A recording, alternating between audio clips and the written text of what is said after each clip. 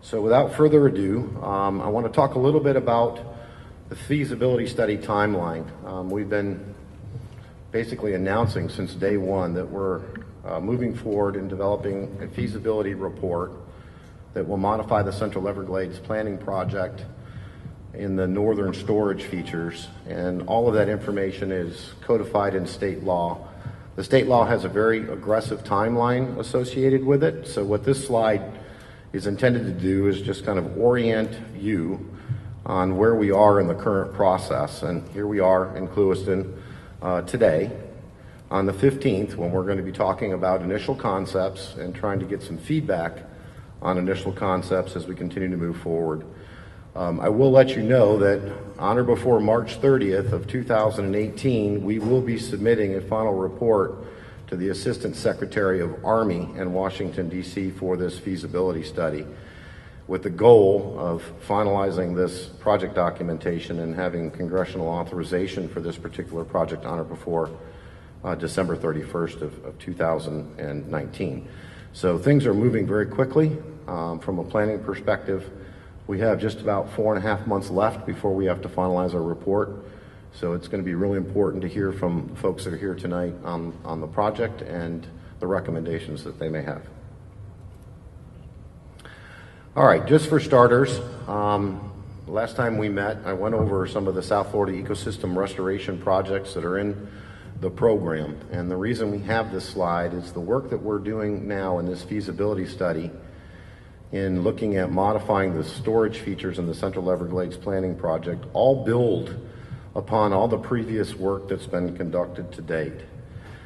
So there's a series of projects that are either finished or currently under construction that are very important. We refer to those as our foundation projects, and they include projects like modified water deliveries in the C-111 South Dade project that provide the necessary seepage management features along the lower East Coast that allow us to keep water into the natural system and protect the built communities. Another one I'd like to highlight is the Tamiami Trail bridging and roadway modifications. We definitely want to look at moving more water south through the Central Everglades planning project, and with the bridging that's occurring along Tamiami Trail, it's allowing us to open up the southern end of the system so we can move water from the north part of the system through our water conservation areas and on down to Everglades National Park. So we're utilizing this infrastructure in our planning, recognizing that it's either out there today or that it's currently being constructed. And what we're planning in our storage and treatment facilities for this project will build upon these foundation projects. Now, in addition to those foundation projects, we have a program that's called the Comprehensive Everglades Restoration Program that comes right out of the Comprehensive Everglades Restoration Plan. And those projects are broken out into different generations based on their Water Resource Development Act approvals. Our Generation 1 projects are listed there. One that I really want to talk about is the IRL South project for Indian River Lagoon, where we are currently building storage east of Lake Okeechobee. Here we're talking about storage south of the lake, but I think it's really important to recognize that we have storage east of the lake that's currently under construction that will help us mitigate some of those undesirable discharges that occur on the east side of the state to the St. Lucie estuary. And then our second generation projects, those are the next suite that Congress approved. I'll highlight the C-43 Reservoir project. That's a deep reservoir that holds 170,000 acre feet of storage over on the C-43 canal or the Caloosahatchee River. That facility is designed again to help collect, store water that would normally be discharged in an undesirable fashion and then return it to the river when it needs it. So not only are we planning for storage south of the lake in this project, we have storage east and west of the lake that are currently under construction, recognizing that again, we're building off of these foundation and these SERP projects that are already either authorized or under construction and will be operational in the very near future. And then I think we'd be remiss if we didn't talk about Congress and its authorization of the Central Everglades Planning Project back in 2016. This is the big project that opens up the constraints in the southern end of the system that need to be in place in order for us to store more water south of the lake and we'll take a little bit of time to walk through the features associated with that project and how they fit into what we're doing here in this feasibility study. And then in addition to that, we've got a number of different other planning efforts that are ongoing. We talked about the storage to the east, the storage to the west. We're talking tonight about the storage to the south. We're also planning storage north of the lake, and that planning effort is moving forward on a 3-year planning process with the Army Corps of Engineers, where we're looking at implementing up to 200,000 acre-feet of storage north of the lake. So in a nutshell, what we're going to do here south is going to continue to build on all of these projects that we talk about in the South Florida Ecosystem Restoration Program. All right, so shifting gears to the way the system operates today, there are a number of different constraints that are part of the Central and Southern Flood Control Project. I want to highlight just a couple things about Lake Okeechobee and the canal systems that are part of that Central and Southern Flood Control Project and how we today move water out of the lake. There are outlets, there are canals, and they're listed here. If you take a look, the L8 canal is connected to the lake. That comes on down to the south and the east and then discharges out the C-51 to the Lake Worth Lagoon. There's the West Palm Beach Canal. There's the Hillsborough Canal that moves on down and kind of straddles both Palm Beach and Broward County that basically moves water from the lake to tide. And then you have the North New River Canal and the Miami Canal, where we also have the ability to move water out of the lake and down into some of the infrastructure that we have in place, and then further on down into the system. On this map, you'll note the A1, the A2, and the little area of lands that are identified to the west of A2. Those are the lands that we're looking at storage and treatment features on as part of this feasibility study. So we've also got some maps off here to the side that depict the same area. So as we move through tonight's presentation, you'll see a lot of emphasis and focus on the A1, A2, and the lands west of A2, since those are specified in law. All right, so I talked a little bit about the Central Everglades Planning Project. I know a lot of folks are familiar with it. I was talking to a gentleman earlier that brought a poster board in the back that we were going over, and he recognizes clearly some of the constraints that we have in the regional system and our ability or lack thereof to move water from the lake all the way on down into Everglades National Park. And I apologize, I'm having a little bit of trouble with the pointer. But under today's conditions, when the lake stages up, like it does recently, or like it did recently with Irma, that water is discharged via the St. Lucie and Caloosahatchee estuaries to the east and to the west. And what the Central Everglades Planning Project does is take water and redirect some of those undesirable discharges and move them down the Miami and North New River Canal, puts them in storage features in the southern Everglades agricultural area, and then moves that water into our existing stormwater treatment areas, where once that water is cleaned, it's exported from the STAs and shipped over to the northwest corner of Water Conservation Area 3A, where that water can move on down through the system kind of in a hook shape, the way it did historically, from northwest on down into northeast Shark River Slough of Everglades National Park. And some key components in this area of the Central Everglades Planning Project include backfilling a portion of the Miami Canal on the north end of 3A to promote sheet flow, but just as importantly, opening up some of the impediments to flow down in this part of the system, where there are water control structures through levees, there's removal of Old Tamiami Trail, we talked about the bridging and other infrastructure to allow us to move water more effectively into the park, and in particular northeast Shark River Slough. And then you saw that circle come into the graphic there.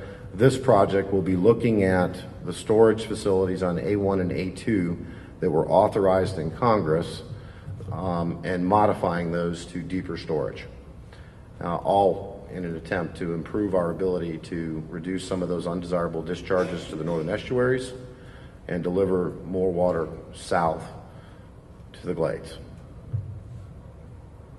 So I'll hit just quickly on the project opportunities and objectives. The project that we're studying right now and that we'll develop a post-authorization change report for really look at reducing the high volume undesirable freshwater discharges to the St. Lucie and Caloosahatchee estuaries.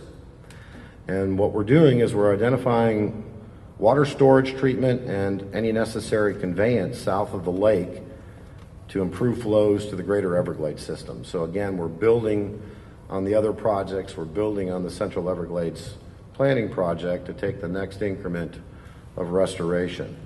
And in doing so, we're hoping to reduce the ongoing ecological damage that's occurring to our northern estuary system and delivering additional water when we can to the greater Everglades. Now, with that said, there are some laws out there that we need to be cognizant of.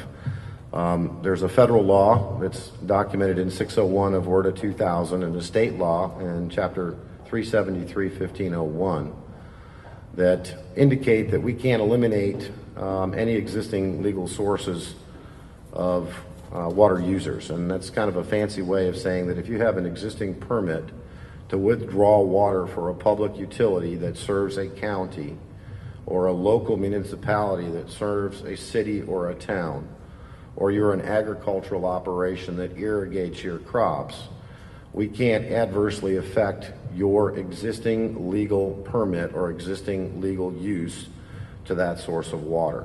So as we move forward and we plan this project, we'll be making sure that we're not adversely affecting any existing legal water users. In addition to that, we have to maintain the existing level of service for flood control. So as we plan this project and we evaluate it from a modeling perspective, we'll be taking a hard look at making sure that we maintain the existing level of service for flood control. In addition to that, there are some other constraints out there that are very important, and water quality is one of them. There are applicable water quality standards and requirements in the Everglades Protection Area and in Everglades National Park. And as we talk through our program tonight and we talk about stormwater treatment areas, they're really derived to address the water quality requirements for us to move water into those natural areas. We do not and cannot cause or contribute to a violation of state water quality standards. So we'll be addressing that and looking at the water quality requirements as we move forward. And then last but not least, if you've read the law, and if you haven't, I would strongly encourage you to do it.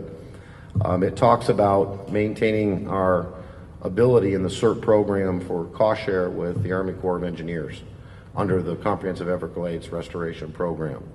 And in order to maintain those cost share arrangements where we 50-50 cost share the projects associated with the program, we will need to remain within federal authorities of the Comprehensive Everglades Restoration Program. So as we develop this document, everything that we do will be environmentally and policy compliant with the normal federal planning process. So at the end of the day, we get cost share on this particular project.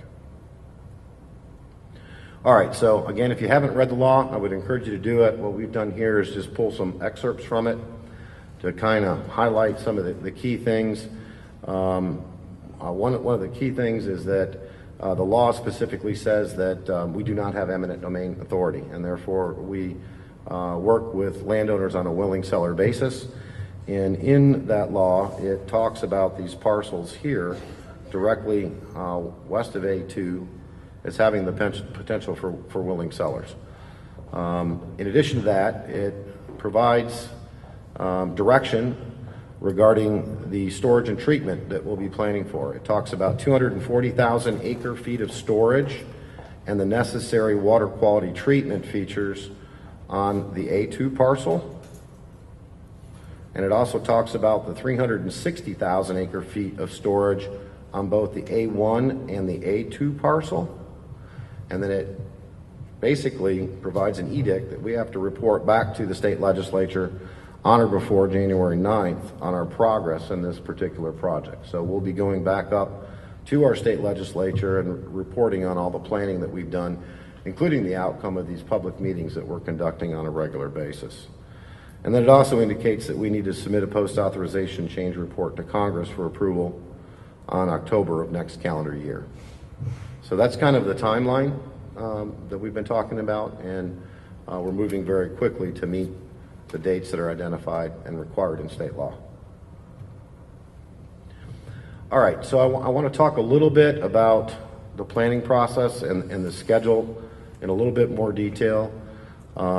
Typically, when we plan projects with the federal government, we do it under what's called a design or a master agreement, where we have cost share arrangements for all of the comprehensive Everglades restoration program projects. So you saw a lot of those Generation 1 and Generation 2 projects that were in those slides. Those all fall under our design and our master agreement, and it works the framework for the 50-50 cost share. Due to the expedited time frame associated with this particular project, we're working outside of that master agreement and working outside of that design agreement under what is called the Section 203 process. And that's a process that's available to us to plan these types of projects as a non-federal sponsor that dates all the way back to a Water Resource Development Act of 1986. So just remember that as we move forward. We're working in a different process than underneath the Comprehensive Everglades Restoration Program umbrella, but we are going to meet the federal responsibilities for that cost share criteria and the cost share arrangements that I spoke about previously. And then again, some of the key activities and the target dates that are documented in state law. Again, I got to update the Florida State Legislature, January 9th of 18. I showed you in that timeline graphic, my first slide. We're going to complete our report by January 30th and then submit a final report after it's reviewed to the Assistant Secretary of the Army, Civil Works on March 30th of 2018, and then we'll submit it to Congress for their consideration in October of next calendar year. So before we move on, are there any questions regarding that material? Okay, seeing none. Going once, twice. All right, we're going to move on. We want to talk a little bit about our plan formulation and kind of what we've been doing from a plan formulation aspect. And with that said, I'm going to turn everything over to Walter Wilcox. He is one of the individuals at the Water Management District that runs our group of modelers, and he will walk through some of the modeling information that's been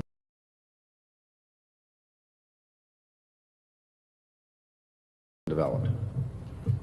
Okay. All right, thanks, Matt. Yeah, as Matt mentioned, I'm Walter Wilcox. I lead the modeling group at the South Florida Water Management District. We use computer models to help us predict how these different projects will affect the system. Obviously, we don't always, we can't go out and build a big reservoir and see what it does. So what we do is we run these computer simulations that help to give us an idea of how the current system is performing and how the future system might perform if we were to implement a variety of projects in some future time frame. So we did the same work for the Restoration Strategies program for the Central Everglades Planning Project. So we've been doing this for several decades under the SERP plan and other authorities, and we're here to try to support this project moving forward. So the modeling, you'll hear a lot of talk about modeling. As I mentioned, it's kind of a tool that we use to try to predict what may happen with our proposed alternatives.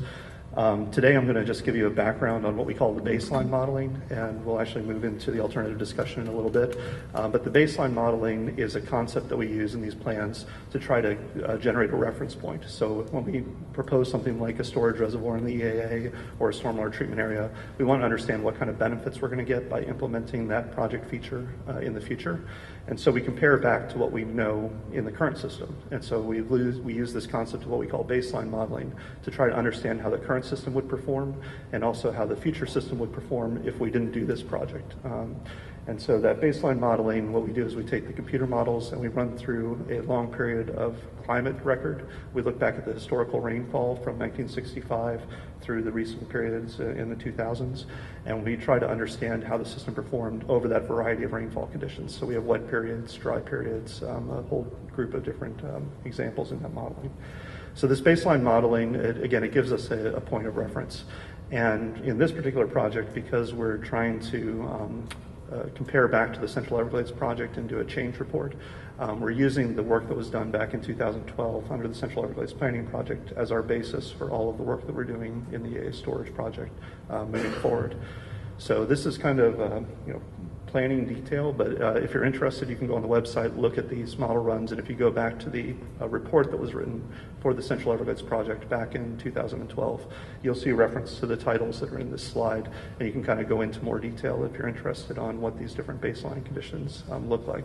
But just to try to simplify it, we really are looking at two different conditions. The first condition is the existing condition. As Matt described, today we have a system where water moves in certain directions when there's rainfall. We have a lot of discharges that are undesirable out to the Caloosahatchee and the St. Lucie estuaries. And in the modeling, we call that the existing condition baseline. And the short title there is in kind of blue, the EAR ECB for existing condition baseline. And so in this modeling, we run through that existing condition to try to create a frame of reference that says, how is the current system performing? If we didn't do anything associated with this project, what would it look like? What type of performance would we see in Lake Okeechobee? What type of performance would we see in the northern estuaries?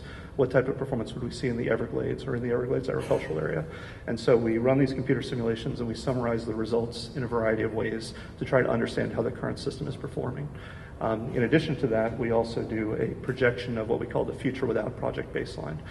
So Matt just went through a slide and he showed all of the different projects that are anticipated to be completed in the South Florida system, the SERP Generation 1 projects, the Foundation projects, the Generation 2 projects, all of those different features that are going to be built over the next several decades.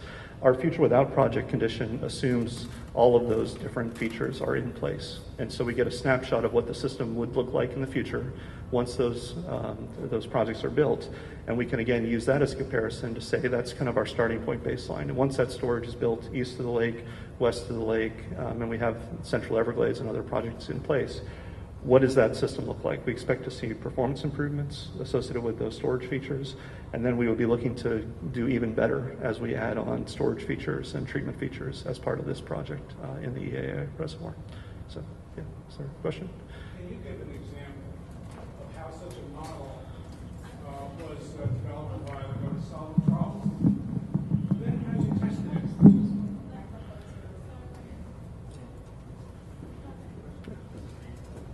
As you're going along, you're describing the way you're proceeding, but can you give an example of some recent problem that you saw that you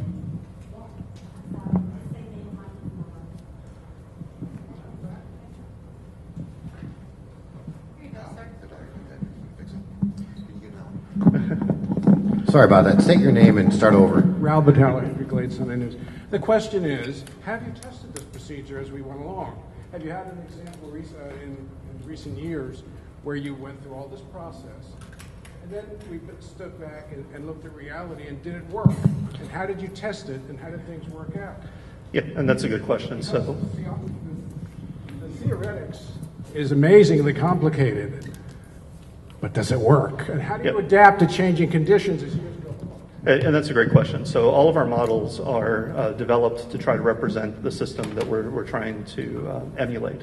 And so our models go through a rigorous process of historical validation. So we take all of the observed historical data, and when we develop these models and we build all of the computer algorithms, we run a historical period of simulation, and we compare how our models perform over that historical period to what actually happened in the real world for those same conditions. So we are able to replicate stages throughout the system, we're able to replicate flows throughout the system, and we get a confidence that we can replicate what's happening in the system by doing that historical validation. When we go into planning, we don't have that historical data because we're projecting projects that aren't on the ground. And it's a good question to say, how do we have confidence that what we're going to be building is going to achieve the desired benefits? And you asked for a recent example. The A1 FEB is a really good example of that in the recent planning. We did the planning modeling, the same group of people that's supporting this project did the planning modeling for that back in 2010 timeframe under what the district calls the Restoration Strategies Program. And basically we ran these computer models, we looked at different configurations and footprints and what might potentially work to store water, treat water, and send it down into the Everglades. And we proposed the footprint, which is now constructed, which is the A1 FEB, which is providing phosphorus treatment and flow routing within the Everglades agricultural area. And we've observed in recent years, since that facility's come online, actually very good, phosphorus treatment coming out of that facility. We're seeing results that are consistent with the modeling that we did in support of that project, and we're seeing those benefits realized. And just to kind of reinforce that, this is the same approach in terms of calibrating the models, applying them in planning, then doing the system validation and adaptive management over time that's been in place for SERP and the federal planning process for the last several decades. We're basically emulating that same process. So. And if you don't know, or for those that don't know, this is the A1 FEB that's fully operational, and that's what was modeled historically as part of our water quality initiative. And the calibration of the performance of that is actually very good. And in reality, we're actually achieving better water quality in that facility than we actually contemplated from a modeling perspective. So that's also important to understand. Another question in the back. If you would, just state your name, please. Hi, good evening, John Cassani. Does your existing model assume all the assumptions in SEP and second generation SERP projects? So obviously you're on significantly different timelines and you're making some assumptions about things that won't be completed for a very long time, potentially. So maybe I missed that in the early part of your presentation, but does this model make assumptions based on the completion of SEP and second generation SERP projects? Yeah, so it's a good question, and I think it's good to clarify. There are actually 2 points of comparison. So the first point of comparison is what we call the existing condition, which is the first bullet on the slide. The existing condition is basically the system as it exists today. So it's all the structures around Lake Okeechobee, all of the agricultural planting that's in the Lake Okeechobee service area, all of the conveyance down south as it exists today. And that is one of our points of reference. What type of performance are we seeing in today's system when we get extreme rainfall events, or when we go into a drought condition, or if we even just have an average year? What does that look like? Our second point of reference is actually the second main bullet there, the square box bullet, which is what we call the Future Without project. That Future Without project is a projection, a look ahead, and in that point of comparison, we assume all of the projects that Matt talked about would be in place. So that would include the C43 Reservoir, the IRL project, Kissimmee River Restoration, Central Everglades to the south. So we assume that all of those things that are planned, that have already been authorized by Congress, that are in the process of being built, we look forward and say, once all of that is done, what is the system going to look like in terms of performance? And I'll show you some examples here in the upcoming slides. And so again, it gives us 2 points of reference. We kind of see, what does the current system do? How does it perform? What will the system do in the future if we take no action in this process, which is not an option, but if we were to do nothing in this process, what would that look like? And then when we take the actions that we're contemplating in this process, when we build that 240,000 acre foot or 360,000 acre foot facility that the state law contemplates, what additional benefit will we get above and beyond those other projects that have already been authorized? And that's what we're trying to be able to demonstrate in our study. The main point of my question was more what.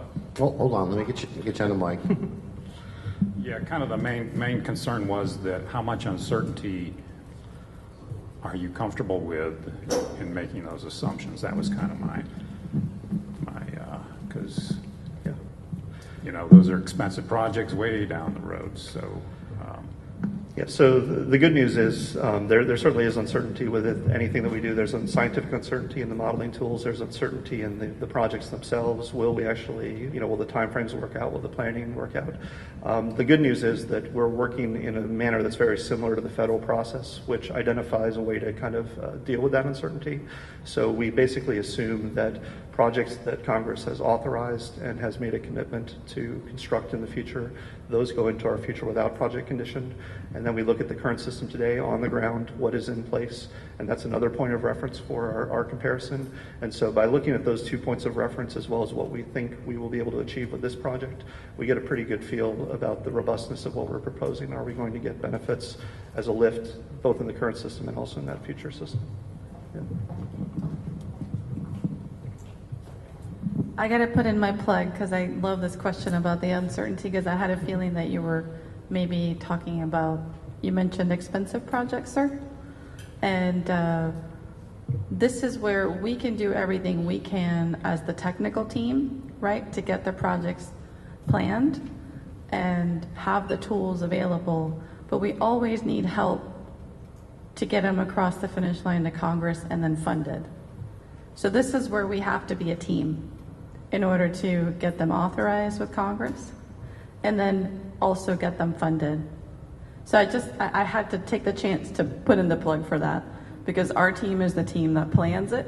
You know, we hear where the problems are and we take that and the guidance from the legislature. We plan the project, we do the technical work, we make a report, and we tell Congress, will you authorize this? But there's another part of that that comes from the communities being involved and telling Congress, yes, authorize this, and yes, fund this. So there's two parts to that. So I know that this concept can be a bit challenging if you don't live federal planning processes every day. You know, it's a great place. Come join us. We'd love you to join in every one of our federal planning processes, state planning processes. They're all great.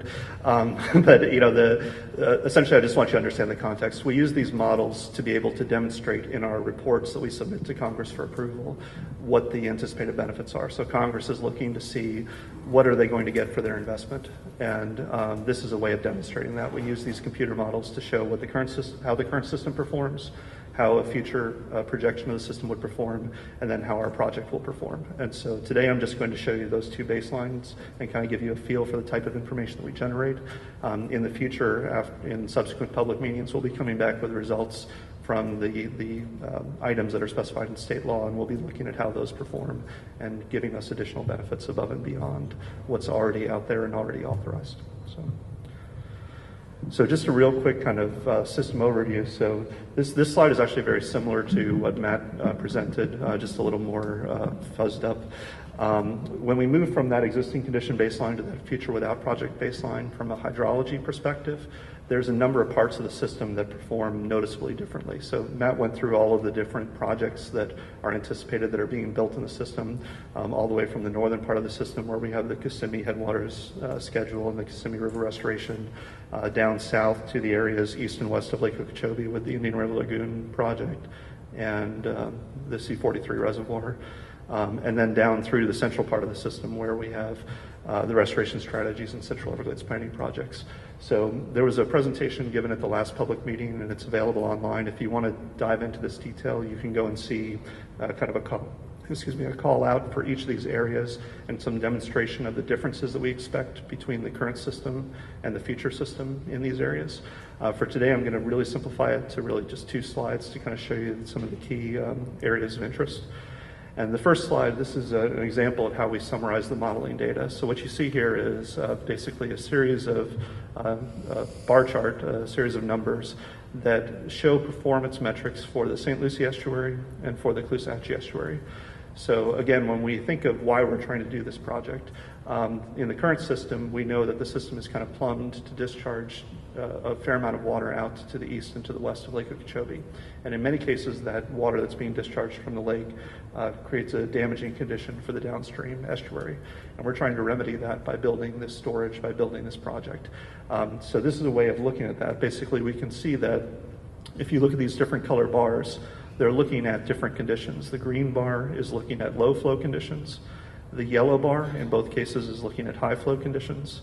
And the white bar, in the case of the St. Lucie, is looking at high flow conditions that are coming from Lake Okeechobee. And so in these 2 graphics, we can kind of get a feel for what the current system performance is and also what we expect to gain from some of those other projects that are out there that are being contemplated, the Indian River Lagoon and C-43 projects. So just to kind of show you how this would work in a modeling sense, the existing condition, you can kind of see that we have, for example, in the St. Lucie, 79 lake discharge events. That's over this long period of historical record. We run the rainfall from 1965 through 2005 through our model, and we count every time that we exceed a damaging discharge for the St. Lucie estuary in the modeling. And that count turns out to be 79 for the existing infrastructure. If we go to the future infrastructure and we look at all of those improvements that I mentioned in the previous slide, the Kissimmee River restoration, the Indian River Lagoon project, the ability to send water south with the Central Everglades project, we can see that that count is dramatically reduced from 79 down to 36. And similarly for the Caloosahatchee, we can see a similar thing. If we look at the yellow bar, which is a high discharge bar, we can see that that count moves from 92 down to 70. So what this graph is telling you, it's a way of summarizing, as someone mentioned, very complex, very detailed model data. But essentially what it's telling you is that these projects that are anticipated, that have already been approved by Congress, we're expecting to see relief from those projects. We're expecting to see improvements in the way that the system performs. We're going to see a reduction in high discharge events over time as a result of building those storage features. You'll notice for the Caloosahatchee, the number of low flow events is also significantly improved from 179 in the current condition to 23 in the future condition. That's a function of the C43 reservoir. That reservoir captures runoff and delivers it back to the estuary during low flow, during drier conditions, providing a base flow that's necessary for the estuary. So we can use graphics like this throughout the system to get a feel for how the projects are performing. And we would use graphics like this when we put in our storage reservoirs in the EAA to see what additional improvement we get. So we're looking for those white and yellow bars to go further down. We're looking to further reduce the estuary damages associated with the extreme water that comes into the system and has to be discharged in today's system. So here's another type of graphic that comes out of the modeling. I love to geek out on this kind of stuff, so I apologize if I sound excited. But what you can see here, this is what we call an overland flow vector graphic, and so you can kind of see this is the South Florida system south of the Everglades agricultural area. So we have the greater Everglades here, and then the lower east coast of Palm Beach, Broward, and Dade County. And what you see in this graph is everywhere where you see kind of the lighter yellow, orange, red arrows, there's relatively little flow moving through the system. And as you start moving from those colors into the greens and the blues and the darker blues, you start seeing more flow moving through the system. And what you can see here is that in our current system, we have an Everglades system. Historically, the Everglades was characterized by sheet flow, by lots of kind of slow-moving water moving through the entire system in a relatively uniform way. What you can see is that the current system, with all of its levees and canals, and with most of the water being discharged to the east and west as opposed to the south, what we see is that there's areas where there is a lot of flow kind of running up into the levees, but there's also areas where there's significant dry down in the northern part of the system or down in Everglades National Park. And if we move to the future without, where we have the Central Everglades Planning Project in place, you can see that in many places we see an improvement in those flow arrows. We see much more water moving through the system. That water is moving in a more uniform way. That's translating into improved hydro periods. The wetlands are staying wet. It's improving the depths in those wetlands so that we're getting the desired landscape and ecology that the Everglades had before man's intervention. And we can see that we're promoting more water into Everglades National Park, in particular in the eastern side of Everglades National Park, where there's very little flow in the current system. And we'll be coming back in future steps to kind of summarize how the proposed concepts will perform and what types of benefits we'll be seeing in terms of additional flow moving south and reduction in damaging discharges to the northern estuaries. And I'm going to just emphasize a point that was made in some of the previous meetings. We have to be careful when we do this type of work to not break things, if you will. So when we do the planning, we sometimes try to set up operations that are very well intentioned, but they have the potential to impact other parts of the system. And just an example of that is what happens with Lake Okeechobee. So in Lake Okeechobee today, we have wet periods, we have dry periods, we have a lot of variability, but the current flood control schedule for Lake Okeechobee was designed with the current infrastructure. It was really designed to handle the limitations that exist in today's system. If we come in, as our project envisions, and we just plop a storage reservoir south of the lake and say discharge south as much as possible, we run the risk of, in a kind of an inadvertent way, over draining Lake Okeechobee, and that would have an adverse impact to the in-lake ecology. It would have an adverse impact to the MFL criteria, to snail kite use within the lake, and it would have an impact to those existing legal users that Matt mentioned that use Lake Okeechobee as a source of water for irrigation. And so this is the type of thing that when we're running these models, we're not simply running the model models and saying, look at all the great benefit that we're achieving. We have to run the models and also make sure that we're honoring the constraints and that we're not causing undesirable impacts in areas that we didn't anticipate. So when you see these alternatives, when we come back with modeling for this project, just know that we're going to be looking for those project benefits, but we're also going to be doing it in a way that we're not adversely impacting areas with unintended consequences. And so if you enjoyed this small portion of the presentation, that was very quick and a lot of detail for a couple slides, but you can go to our FTP site. All of the modeling that we did for the existing condition and the future without models are all available on our FTP site. You can also go to the main project website page and you can find a link there to our FTP site. You can download all of the different graphics for all the different portions of the system that show all of these different performances across the South Florida ecosystem and managed system. And you can also go back to the last public meeting, I think it was November 6th, and you'll see a more detailed presentation if you prefer the presentation format, which will show some of the differences throughout the system. So this was just kind of a very brief overview. Wanted to introduce you to the tools and also demonstrate that the projects, even before we start talking about EAA storage, Central Everglades, Indian River Lagoon, Kissimmee River Restoration, C43, they all have a significant impact on the system. They all are creating beneficial trends in the system, and we're hoping to build on that as part of this EAA storage project. So, any questions?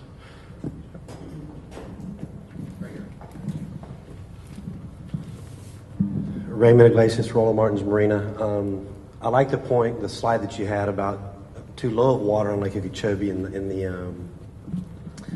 you need to touch base on having too much water on the lake, number one.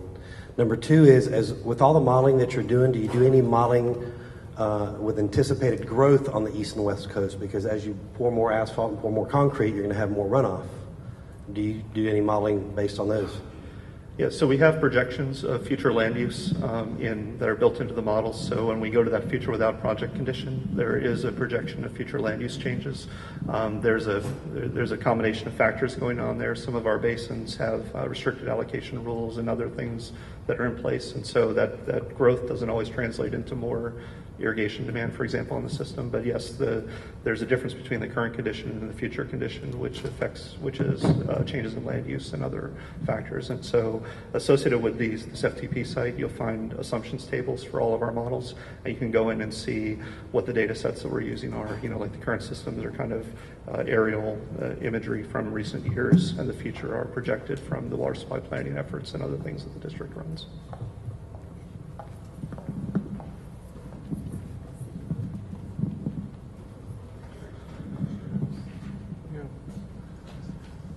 Lately, there's been talk about what's at the bottom of the lake, Ralbataler, the sediment down there. The talk has been for years, and originally it was considered the only solution was mechanical, and everybody said, well, we can't do that. Are you starting to think that maybe we should clean the lake out before, and what the consequences would be of putting water into that, and what the chemical reactions are with what's dead in the bottom, and the expense of that? Can you model the system as you go along without cleaning that bottom compared to whatever expense would be involved in going after it?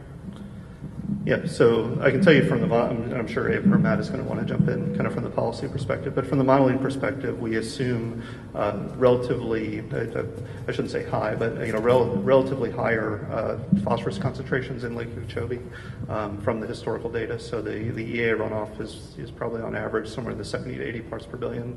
The lake is maybe higher than that, 100, 120. So the modeling that we do, where we try to make sure that we're removing the phosphorus before it reaches the Everglades, we do account for the phosphorus concentrations that have been observed in Lake Okeechobee during recent conditions, and we're I would say very confident that we can process that lake water down through the STAs without damaging the STAs or the downstream Everglades protection area. The assumptions, just to make a point, the assumptions that we're using here in this project are exactly the same assumptions related to the lake water quality as were used in Central Everglades when it was authorized by Congress the first time, and also that were used in the district's restoration strategies project, which was looking at cleaning up the phosphorus within the EAA and with some of the lake regulatory discharges before it was released to the Everglades protection area. So. I just wanted to add, again, I'm Ava Velez, and I know this very nice lady right here loves to talk about opportunities to improve the lake ecology when the lake is low. And so I think that's what I heard you start to kind of talk about when you're thinking of the stuff that's at the bottom of the lake right now, that legacy stuff that's at the bottom of the lake. So we do already have a plan for that deals with when the lake is low, what can we do at that time that might be cost effective. And so sometimes we do some treatment of exotics. And so there's a couple of other ideas that are out there in a plan that we already handle that isn't part of this longer term plan. So that's something we already work on. The other part that I wanted to make sure that I mentioned is that our sister agency, the Florida Department of Environmental Protection, has a plan in place to improve the water quality of the water in Lake Okeechobee. And there's already a plan in place how to get to that target for Lake Okeechobee for phosphorus. So that's called the Basin Management Action Plan. And so there's a bunch of stakeholders that work together to implement projects in the Lake Okeechobee watershed to try to improve water quality in Lake Okeechobee. So that's a little bit outside of the scope of this one, but I just wanted to take a chance to talk about those. Marion Martin, Roland Martin Marina. Thank you, Ava. There's a lot of things that I look at this and I think, is it real? Is it going to happen? What's going to happen? Are we invading areas that Mother Nature says is not going to work? You know, it's just, a lot of this is a pipe dream. I don't know. I'm sure that I won't be around when it's done to see if it is going to work. But I know what works. And what works is to treat this lake as a lake and not a reservoir. And I don't know why we're up over 16.6 feet of water in Lake Okeechobee when 3 weeks ago we were at 16.4. And the governor specifically urged us to get the water out of the lake and back down to its normal level, 15.5 feet. Now we're going back up. I want to know what Orlando and the Kissimmee River and all of those lakes up there are doing. Are we holding water up there or are we letting it out? I feel like we're letting it out to accommodate those people up there that have their lake homes and their little docks and all of that because they don't like water up in their grass and they want those lakes down. Well, I call that adversity. And I want some shared adversity. We have adversity here on Lake Okeechobee a lot more than they do up there. And we've got to preserve the habitat on this lake. You talk about water quality. I'm talking about habitat. Because without habitat, you'll never have water quality. You've lost your grass. You've the bottom's coming up with all the spraying that decays, that goes to the bottom. The fish can't find spawning areas. The migrating birds can't find places to nest. We're cutting trees down out there. These animals, these birds, nature, Mother Nature has got to have a place to be. And if we have all of these canals and all these holding areas of water, what is there left? We want to preserve our lake. And the best way to clean this lake up, and the cheapest way, is to set it on fire. And you can't set this lake on fire at 16.8. You can't set this lake on fire at 16 feet. You've got to get down low. I hope a drought comes. I hope that lake, 3/4 of that lake goes dry to where we can burn it. And we can get those natural seed beds coming back and the natural grass. This is what I'm looking for. And I think that the majority of people that come to enjoy Lake Okeechobee, that's what they want too. And it will get rid of a lot of problems. And I know I preach about this all the time, but you know, I know we had a chance to burn the lake this year. Forest Service never got the permits. So that went by. And we could have had a good burn. But I'm hoping that La Nina comes in. I hope we have a drought, and I hope Mother Nature takes control and says, okay, now it's time to clean the lake up. You will get rid of so much chemicals in this water because there's no way to dredge this lake. We all know that. It's like ooey gooey, sticky stuff on the bottom. And this is what I don't want you to overlook. I know you've got all these great plans that's going to cost millions and zillions of dollars. We don't know yet if Congress is going to approve all of that. Like I said, this might be just a pipe dream, but I'm talking reality. I'm talking about the real deal. And the deal is to keep this lake healthy and to keep it as a lake and not as a reservoir. Thank you. Thank you. Yeah, and I just want to say I appreciate that, and that's really why we're doing what we're doing. We understand the unintended consequences associated with the system that is built and that we live with today. And one of the reasons we're here tonight is to look at the system as a whole as we plan future storage south of the lake. So I hear you loud and clear. We're really trying to get us the infrastructure and the future that we need so we can operate the system in a better manner than we're unfortunately grappling with today, especially when we get these high rainfall events that have occurred this wet season. So. Well, let me say this.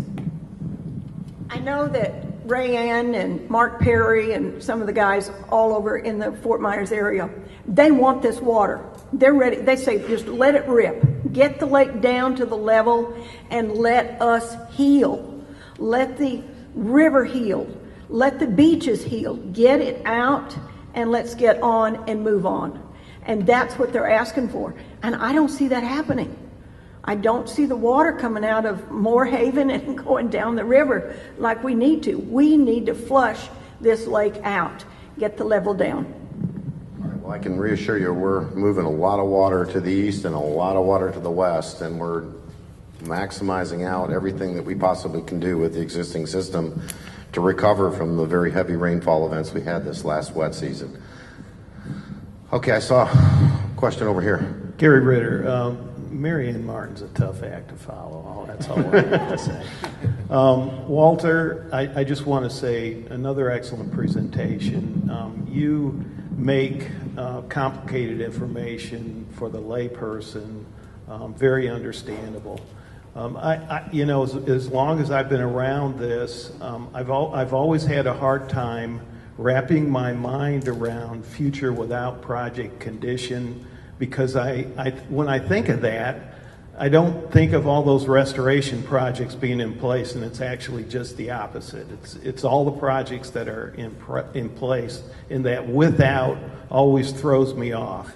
So with that, I'll say the future without project condition. Do you have an idea now through the modeling effort that when everything is in place, how much water, when the system is dynamic, that you can flow south? Yes, and I think you're actually setting up the next portion of the presentation because, that we've, the soundbite is in that future without project condition with Central Everglades, we achieve about 2/3 of what SERP as a program envisioned. And we're going to spend actually the next several slides talking about what SERP envisioned and what that flow regime looks like. All right, thanks. And trying to get to what SERP envisioned with this project. There's one in the back. Just real quick, Nyla Pipes, I want to respond to Marianne's comment about getting rid of the water as fast as we can. And I want to add a little, I drove 70 across the top of the lake today. I always try to drive. Coming from St. Lucie County, it's 6 of one, half a dozen of the other. And I typically try to drive the top of the lake because I like to know what's coming into the lake. I like to get my eyes on it. Midway Road in Fort Pierce is so flooded right now, it's unbelievable. The North Fork of the St. Lucie River is full. White City Park right there, and we're talking in an urban area on the North Fork. And I saw those same conditions all the way out along the top of the lake.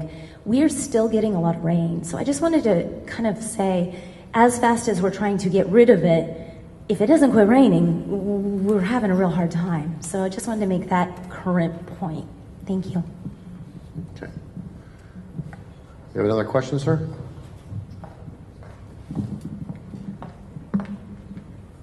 Behind you there. Am I allowed 2 questions? I may have to leave early, so I'm sorry I'm asking so many. Oh, that's right quite now, all right. but- That's what we're here for tonight. So, Walter, I'm still trying to get my arms around uncertainty on, for example, Q-bells on this reservoir, and you made an enormous amount of assumptions about hydrology and climate and other projects that may come on board later on. Have you already modeled something other than phosphorus? Have you modeled chlorophyll for this run? No, it's the Q-bell standard that we're trying to achieve is the phosphorus standard. Just the phosphorus? For the design of the STAs. We'll obviously have other improvements associated with those features, but the planning constraint is typically phosphorus. That's kind of the one that drives the size of the facilities that we're looking to achieve.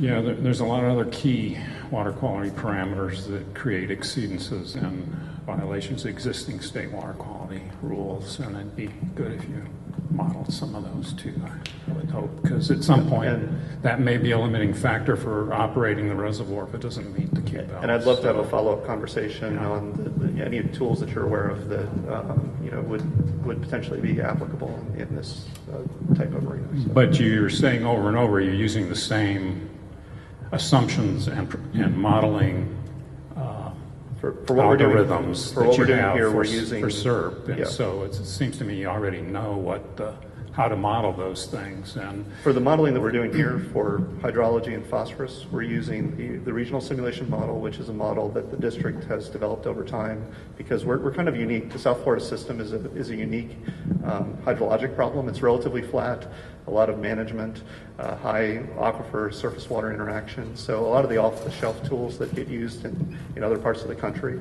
really don't work that well down here. So we've actually invested decades developing the tools that are used. I understand, but I know SEP's modeling other parameters other than phosphorus, and C43 did too. Yeah. So I'm curious if you're going to model those other parameters. I'm sorry. Hi, Walter. Kara Kapp for the National Parks Conservation Association. At the last meeting, you talked about modeling different alternatives within the 240 and the 360 sets. So in the modeling you're talking about here, again, are you going to look at future conditions at 240 or 360 and then get into more detailed alternatives, or what's the path forward? Again, a great setup. I think that's the next portion of the presentation. Okay. This was just a recap of the baselines. Okay, I'll wait. Yeah, thanks. So are we ready to move on to the next set of slides and the next set of information? Okay. We're going to pass it over to Jennifer.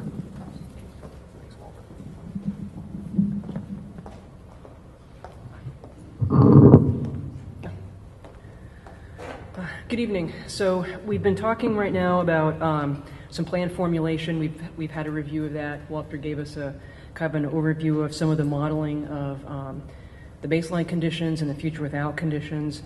And so as we set ourselves up to look at our project concepts and look at some of the potential storage volumes and performance that we're going to see with our two features, either the 240,000 acre feet or the 360,000 acre feet, and how those have a potential performance to reduce, the damaging discharges to the estuaries and how we can improve the flows into the Everglades protection area. We have some important considerations that we have to undertake and go through as we do our initial analysis to help identify some of these performances. And some of those are physical constraints and others are legal constraints. Some of the legal constraints Matt went over in the beginning during his overview. So as we look at our project concepts and model these, we have to model these for their performance to meet state and federal laws. And as Matt went over earlier, those are not having impacts to the existing level service of flood protection, and also not having impacts to existing legal users, consumptive users, and impacting water supply. So we will look at these components, both the 240 and the 360, with some of those constraints in mind, to see how that affects those performance on those features individually. But as we also move through things, we also look at, as we bring other SERP components online, how that can also enhance their performance. And so when we move forward and do some of the detailed modeling of our potential alternatives, this will help to identify what type of benefits we're going to see as a result of this. So as Gary kind of set us up for, we're going to talk just a little bit about what SERP initially envisioned for a storage reservoir located in the Everglades agricultural area. So initially in SERP, the Central Everglades, or the Comprehensive Everglades Restoration Program, it defined a storage reservoir that was about 360,000 acre feet, and it was a multi-purpose reservoir. And when we talk about 360,000 acre feet of storage, we're talking about a static storage volume, so something that you can fill up, once. But when we talk about flows going into the Everglades, it's really about how many times you can fill that storage feature up and then discharge it down to the south. And so in SERP, what we envisioned was that the storage reservoir would receive both Lake Okeechobee discharges and EAA runoff, and it would supply and improve flows going over what we call the red line into the Everglades protection area. SERP also envisioned having some improvements to both the Miami and North New River canals. And here we go, I got the mouse working. So when we talk about the North New River Canal, it's this canal that kind of comes through here, and then the Miami Canal is bounding it over here on the west. And so we looked at SERP envisioned improvements to that to potentially help improve the conveyance performance.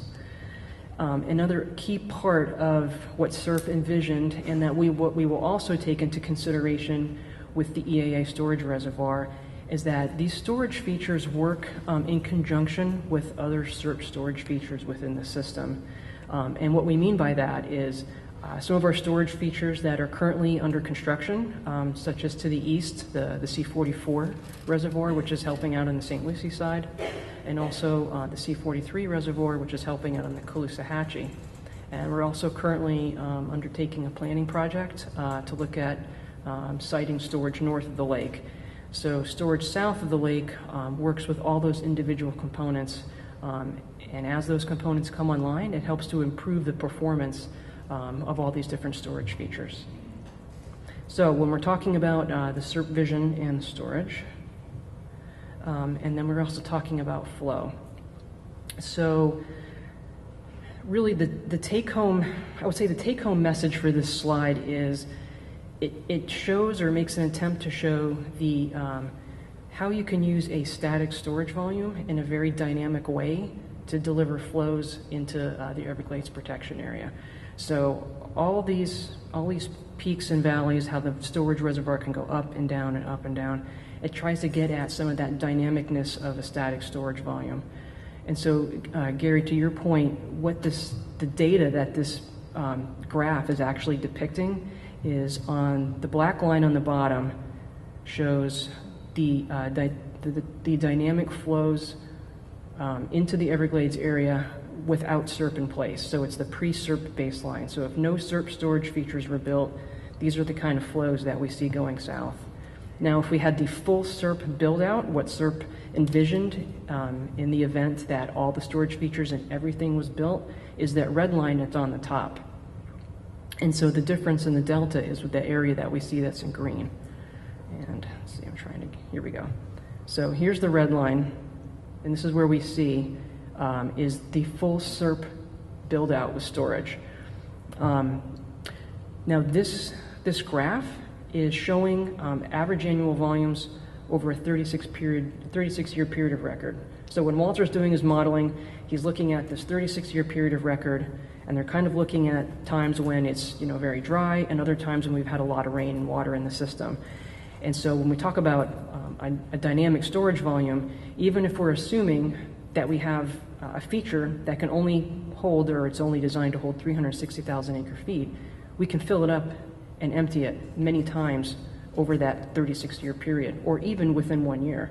So at times when we have very little rain in the system, and depending on where the rain is happening in the system, there may be very little flow that goes down south and into the Everglades. However, we also have times when we have a lot of rain in the system, which we've been experiencing the past few years, and there's the potential to deliver over 1.3 million acre feet worth of water. So now you've got this one storage volume that's 360,000 acre feet, but now we're talking about flow of up to 1.3 million acre feet heading south. So we've had a lot of questions over the past couple of weeks on how we can have features that are either 240,000 acre feet or 360, and now you guys are talking about an average annual volume of 300,000 feet moving south. So that 300,000 is kind of an average. It could be 100, or it could be up to 1.2 million acre feet. And a really good example of that is a feature that we currently have in place today, and Matt touched upon it earlier, and it's the A1 flow equalization basin. This is a 60,000 acre foot storage feature, but over the past 2 years, it has processed about 838,000 acre feet worth of water. So what it is designed to do is shave off the peak flow volumes. So as a storm event comes through and we have these pulses coming through the system, it's designed to take those pulses in, store them, wait for the storm event to move through, and then it processes that water through the STAs, meets the water quality-based effluent limit, meets those state water quality standards, and then delivers it south. So as many times as we can fill it up and empty it, according to how the STA needs to take in water and treat it so we can meet state water quality standards, and then it flows south. So that's kind of what this graph is showing you. So as Walter touched upon before, this red line to the top is what SERP envisioned would be these additional flows, and what he's looking at in the future without and setting up for the modeling is how far we can get to that with the storage features that we're looking at with our current project. So to kind of tie this up and kind of also additionally talk about just a little bit more about our flow. So it's not just about providing that additional flow into the Everglades protection area. We also want to look at the timing of that flow. So what having that additional storage in the system helps for us, especially during times when it's heading into the dry season. So when we're in the wet season, we want to head into the dry season, and also during those years when we may not have received as much rain as we would normally do. Maybe we have like more of a drought, more of a drier time. Having that additional storage within the system allows us to have what we call carryover. And carryover is having the ability to store some additional water in these storage features further into the dry season. So we are adjusting that timing of being able to deliver additional water into the dry season. So we see that in this graph. This is over an average of 1 year. And as we see on the left, let's see if I can get this going again. Having a bit of mouse problems. Whoops. We'll go back to this. Okay, on the left-hand side is June. This is where we head into the wet season. Water volumes begin to kind of peak up in June. But as we head into October, November, December, now we're transitioning into the dry season. So having these different storage features, whether the 240,000 or 360,000 acre feet, will help us carry this additional water into the dry season and further into the dry season. So instead of saying, all right, we can only deliver water to February without the feature, now we're looking at delivering water further into April or May. And it also helps us with some of those water supply cutbacks. So that's kind of, in a nutshell, some of what SERP has envisioned. It talks a little bit about flow volumes versus some static storage volumes, and it's also kind of set us up for our next segment when we begin to talk about some of these concepts of our alternatives for either 240 or 360, looking at additional STA and also talking about conveyance. Okay. Yeah. Can you call those the carryover components of the whole system? That's a good word if that's what you're using. Yeah, it's a term we use and how we can carry water over into the dry season. It gives the whole system more flexibility. It allows you to maneuver around and face the problem. Correct. The question is, how many of these do you need? You're not being very specific. Have you got them? Are you going to have them all over South Florida for that flexibility, or is it just going to be one or something? Are you talking about the storage features? I'm just talking about what these carryover components of the system that you're saying you're going to use, right, in that supplemental way to get you over, tie you over through a difficult period. Right. So that's how many do you need? That's a good question. So the full SERP build out had various storage features that had stormwater treatment areas. So over time, we've been building these things, working with the Corps of Engineers to get them in place. We currently have 2 that are under construction, which I talked about. We have the one on the east, the C44, and we have the one on the west, which is C43. We know we need storage south, and we also know we need storage north. So we're currently in the planning process for our storage north, and now we've just kind of gone into our planning process for storage south.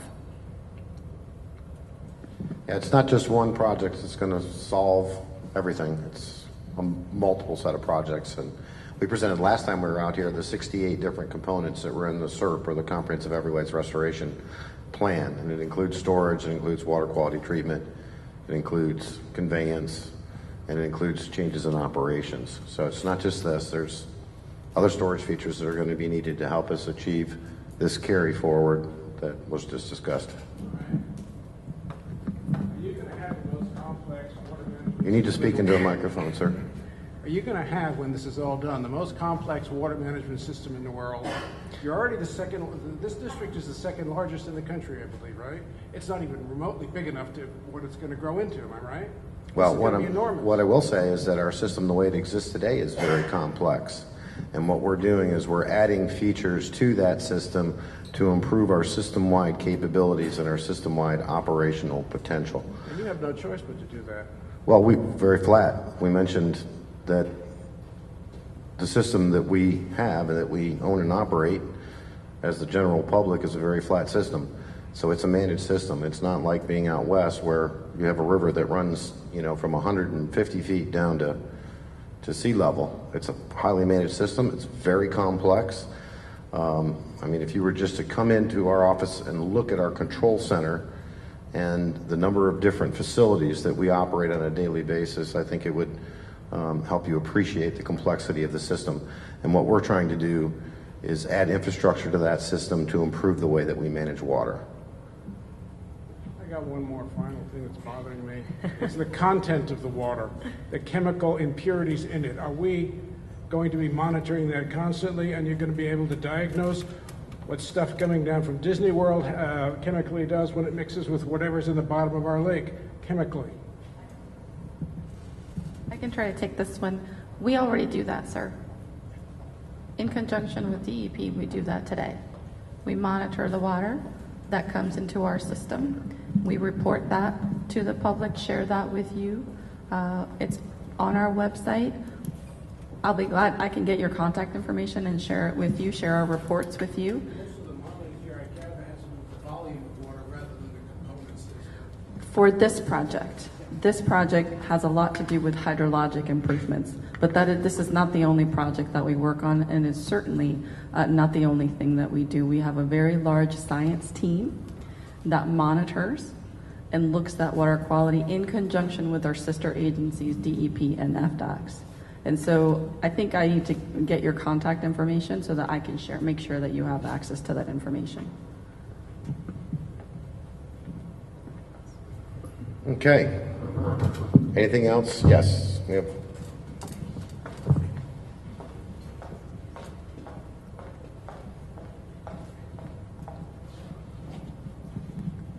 Thank you. I'm going to use a common sense approach. If I'm wrong, say so, but. Can you do me a favor and just state your name? Asa, guys, I live in Cluster, Virginia. Thank Been you. down here a long time. And I'm pretty sure they go awful lot. But anyhow, to get to a level back to a healthy habitat, which most of us in the Clewiston area and the people surrounding Lake Okeechobee, it's their livelihood for a lot. I'm retired. I'm here. People say, "What are you that way?" It does make a difference. But common sense approach to me is that the only way we're going to get a healthy water level consistency on this lake to get that habitat back, which is the main thing Marianne spoke of, is until we get the northern part done, something about the whole water. The water we let them do, south, east, west, it's not going to do us any good. It's no use sitting here thinking that's going to help what we've got. And I hate to be that negative on it. It's going to help Miami. It's going to help Port Arthur. It's going to help all over. But you take this water and fill it up. Once you got a pond, you fill it up. That water stays there. That's got to be controlled in and out to keep that in case you do have the heavy rains, which we need for the lake.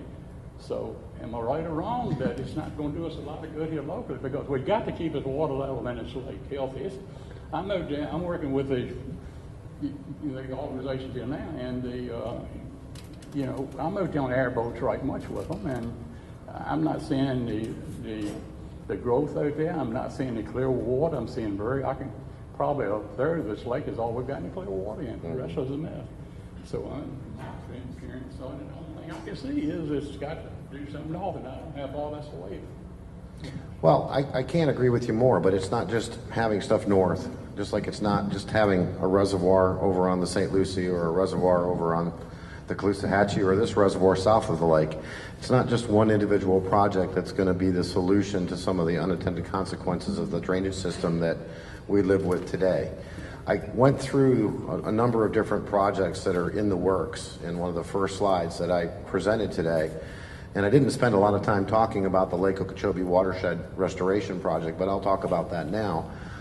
We are currently planning that project with the Army Corps of Engineers to put up to 200,000 acre feet of storage north of the lake to help mitigate some of the water that comes down from the upper chain and also help us better manage the lake levels within Lake Okeechobee. And you couple that with the additional 100 or 110,000 acre feet of storage that we put in place with Kissimmee River restoration and the headwaters revitalization, then you have that storage feature or set of features north of the lake.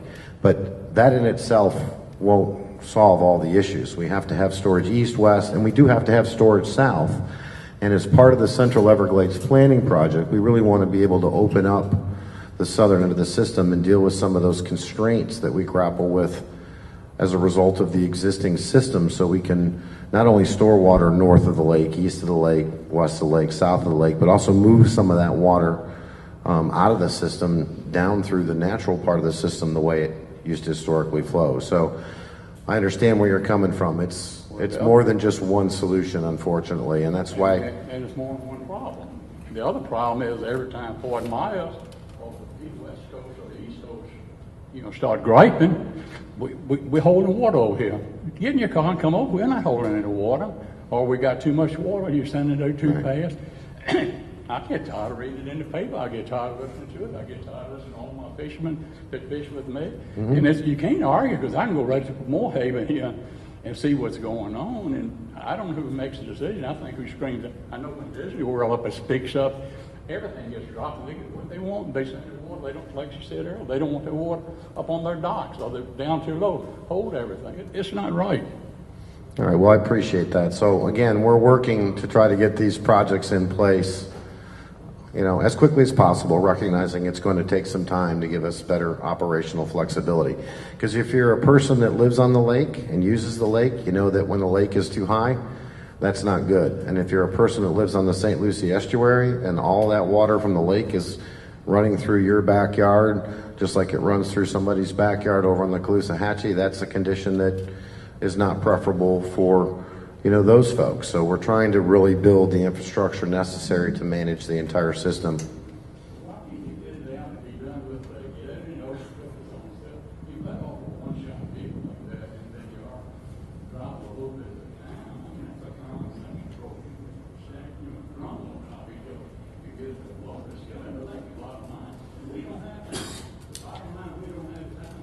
And I understand, and I can tell you that we're moving water out of the lake from an operational perspective as quickly as we possibly can. And the governor has gone as far as issuing an emergency order to give us some relief south of the lake to move additional water that typically we wouldn't do. So we understand the concern, and again, we've got a system that was built over decades, starting back in the 20s. It was built for flood control. We're trying to build additional infrastructure to give us that additional operational flexibility, and storage is a key part of that, and that's why we're here tonight.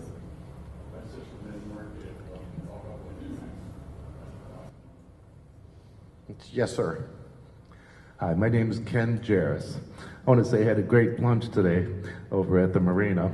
But I understand what you're saying. A lot of people are talking. This is a shared problem. East Coast, West Coast, Lake Okeechobee. I think you said something earlier about taking it from a reservoir and turning it into a lake. And really the only way to do that is what would be to create a spillway at the south end, and it has to be equal to the amount of water that comes in from the north. And then you'll never exceed that certain level. And that would probably be the safest for the people that live around the lake. Of course, we're not going to be doing that. And so storage in a number of places seems to be the key. And I sympathize with your situation, but over in the Fort Myers area, we're drowning over there. It's that simple. I mean, it's dark chocolate water. It's killing our grasses. It's not a good situation. And Lake Okeechobee, you're still at 17 feet pretty much. And what's been happening, water keeps coming in, and they're letting out 7 billion gallons a day over the Caloosahatchee. So how much more can you release?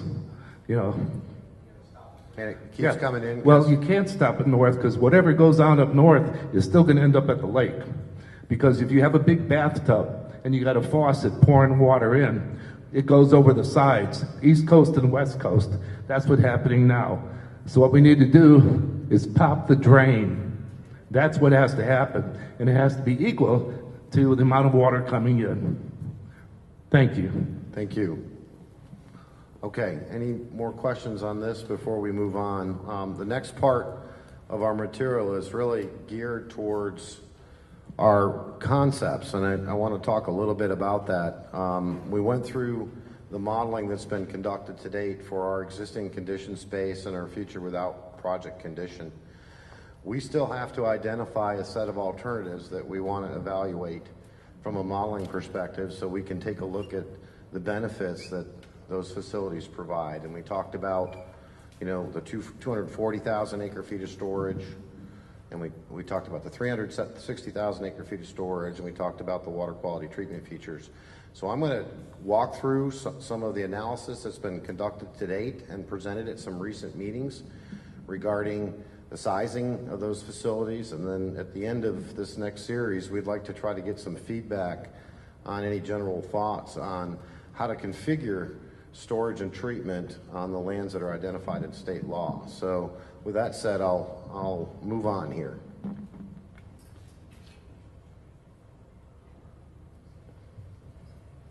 All right, so the project features that we're dealing with in this particular project include reservoirs, stormwater treatment areas, and conveyance improvements. So as we move forward and develop an array of alternatives that we're going to evaluate for performance and cost, we'll be looking at putting reservoirs, stormwater treatment areas, and identifying areas where there may need to be some conveyance improvements to maximize benefits and do it in a cost-effective manner.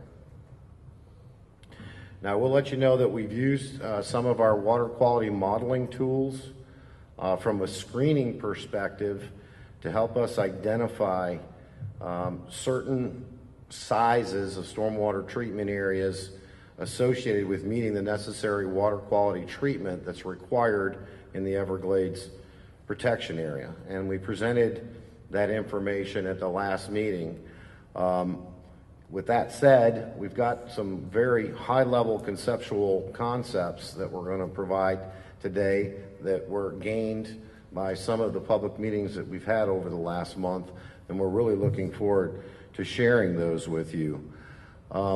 So what we've done is we have a graph basically on the overhead. This one is for the 240,000 acre foot storage reservoir.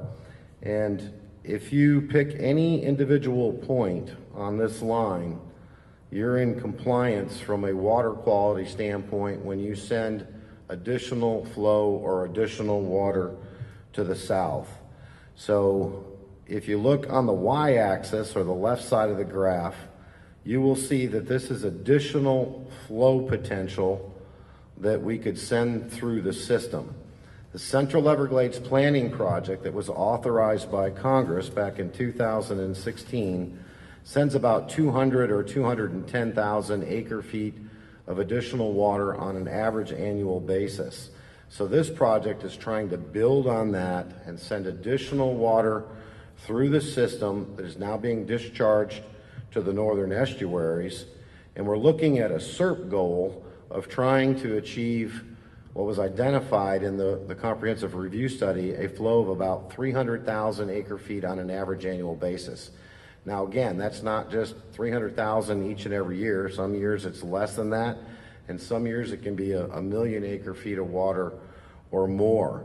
So if you were to achieve or meet or try and meet the SERP goal of sending that additional 300,000 acre feet of water each and every year with a 240,000 acre foot reservoir, you would need about 6,000 to 6,500 acres of additional stormwater treatment area in order to meet the necessary water quality that's required to send that water into the water conservation areas and on down into Everglades National Park.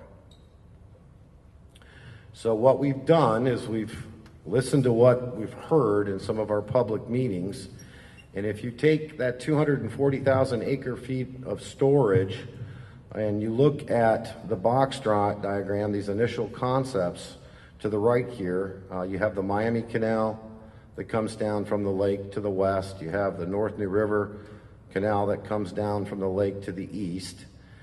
The law itself for the 240 is very specific. It talks about putting the 240,000 acre feet of storage and necessary treatment on the A2 lands, plus the A2 expansion area to the west of A2.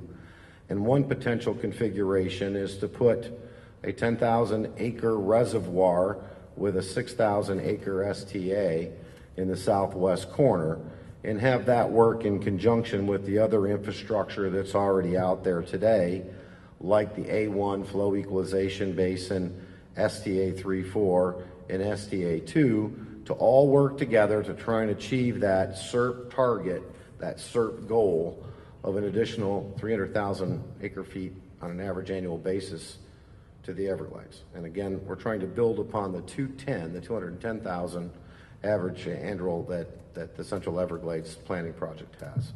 So this is one initial concept that kind of came forward, recognizing that with 240 you could place that stormwater treatment area in the southwest corner of the lands that have been identified. The second alternative would be to shift that same stormwater treatment over to the southeast corner. So this is another initial concept that has come forward where the storage and treatment on the A2 and A2 expansion area could work together with other existing infrastructure, again, to try to promote that 300,000 acre feet on an average annual basis. And then if you look at the same set of graphics and the same desired flow that SERP contemplated, the 300,000 average annual acre feet for the 360,000 acre feet of storage, you would need about 9,500, let's just say 9,300 acres of STA in order to meet the necessary water quality criteria associated with that. And in doing so, there's a couple concepts that have come forward, recognizing that in state law it says that with 360,000 acre feet, you use the A1 tract, the A2 tract, and then the A2 expansion lands to the west. So one option there is to build the storage features to the north, to the west, and to the southwest, and build your STA to the southeast to work with the existing STA 342 to move that additional flow to the glades. Or you could put it over on the west side of the project features and combine it with the storage and have that stormwater treatment area a little bit closer to the Miami Canal over on the west side. So these initial concepts, again, are for the storage that's identified in state law, the 240 and 360,000 acre feet of storage. Based on the modeling that's been done to date from a water quality perspective, to achieve those flows that SERP has identified, the 240,000 acre foot reservoir would need about 6 to 6,500 acres of STAs, and the 360,000 acre foot of storage would need about 9 to 9,500 acres. And then in addition to that, we've always talked, and SERP contemplates an evaluation of conveyance and a determination as to whether or not any conveyance improvements may be needed in the Miami Canal and North New River Canal. So I want to talk a little bit now about the conveyance associated with the system, recognizing that it's identified in law and we have a question. So I'm going to pause. Let me get you on the mic. You want me to back up on the slides? So we'll start, Dawn, with the 240. Yeah, I just, Dawn, Sheriff's Everglades Foundation, just wanted to clarify for either of those options, for the 240,000 acre or the 360,000 acre feet, can you clarify the height of the reservoir we'd be talking about to be able to? I don't have them off the top of my head, but if simple math, you, right? So, simple math in this one, for example, if your storage is on A2 and the A2 expanded area, and your footprint is 10,000 acres, and you're storing 240,000 acre feet, the math is fairly simple. It's roughly 24 feet. Okay? all right, thanks. So back to the canal conveyance, I want to talk a little bit about the lake and the way that it operates. So we've talked a lot about wanting the ability to move more water through the system to the south of the way that it historically operated. The way the lake works today is when we move water from the lake to the south, it has to go through a series of spillways or water control structures before it even gets to the Miami or North New River canals, and they have a certain capacity. We would like to take a look at opportunities to increase the conveyance to see if, in fact, increasing conveyance, and if so, to what degree there may be some additional project benefits. Now, we also recognize that as you move through and do additional improvements, there are additional costs with that. So we're going to look for opportunities where there may be opportunities to do some improvements that are cost effective. In addition to that, as we contemplate and evaluate canal conveyance improvements, we all recognize that flood control is a highly regulated thing, and the current level of service in EAA for flood control and water supply will continue. So that's a fancy way of saying that these improvements would be for environmental purposes. And then last but not least, we would look at reservoir operations to reduce the harmful discharges to the northern estuaries and improve flow to the southern Everglades. So again, there's a lot of different things you can do, but we're going to be smart about the way we do this, and we're going to be looking at opportunities through evaluation. When we get to a set of configurations and a recommended plan, and we run those through the model and see the way that they operate, we'll kind of back check them against the way the system is operated today from a canal conveyance standpoint, and then see if there are any potential opportunities to improve performance through some changes that might be cost effective. So again, one of the major objectives is to reduce those damaging discharges that are currently occurring and redirecting that water south into this particular set of storage and treatment features. And what I have here is just a cross-sectional profile, or a profile of the Miami Canal, for example, and I just want to bring to your attention a couple things that we could potentially look at. If you look to the right here, and if you think that this is Lake Okeechobee, and then down here is where we're planning to put the storage and treatments where our existing stormwater treatment areas exist, the water kind of flows north from the right, south to the left. And then on each side of the canal, there are, spoil material that's on the right of way and within the embankment. And then if you look at the bottom profile, you can see that it undulates and is very asymmetric. So one of the things that we may have some opportunities to look at and be relatively cost effective in doing so is looking at this profile and seeing if there's opportunities for us to take some of these undulations out of the bottom of those canals. And that's just one example that we will be looking at and evaluating from a modeling perspective when we actually run the models and look at any potential for conveyance improvements. So that's the end of that portion of the program. What we'd like to do is try to get a little bit of feedback before we get too much further and close this meeting out.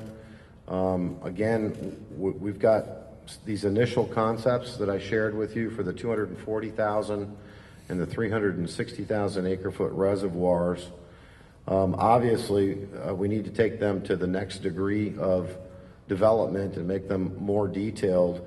And in doing so, we really want to take a look at where we're going to locate those stormwater treatment areas and how we're going to operate them. And eventually they will form into configurations that will be analyzed from a detailed modeling perspective and include pump stations with various sizes, the necessary water control structures, and the associated costs. So we can look at the performance of these features and how they perform, how well they perform in meeting our goals and objectives in relation to what it would actually cost to build them, so we can make an educated decision on a cost-effective set of storage and treatment facilities as part of this post-authorization change report. So again, just conceptually, Lake Okeechobee to the north, the two canals, east and west, North New River, Miami Canal, and then identified in law the 15,000 acres and the 16,000 acres for water quality treatment and storage. And you saw our concepts. It's based on some input we received in a couple of our meetings, different configurations where we're shifting the stormwater treatment areas, east and west in both the 240 and the 360. And I'd like to open it up for discussion to see if there's any other information that people would recommend or would like to bring forward for us to take a look at as we take the next step and make these much more detailed and then analyze them from a modeling perspective.